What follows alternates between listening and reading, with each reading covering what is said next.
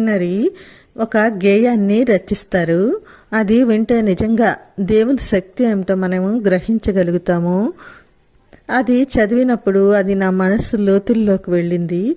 మీరు కూడా వింటారని నేను ఒక్కసారి అందులో కొన్ని చరణాలను చదువుతాను. ఆయన సాగరానికి ప్రభువు, నేలకు అధిపతి. గాలులు ఆయనకు తల వంచుతాయి. వర్షాన్ని కురిపిస్తాడు, వడగండ్లను వర్షిస్తాడు, పెనుగాలిని అదలిస్తాడు. బ్రతుకు బాధల కడలిలో, భయానక జడి తుఫానులో బీతిల్లి తల్లడిల్లుతారు కొందరు.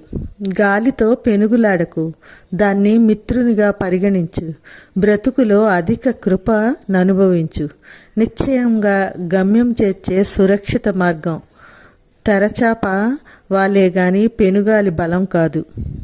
తుఫానులు మన పరిచారకులైతే పరిశ్రమించే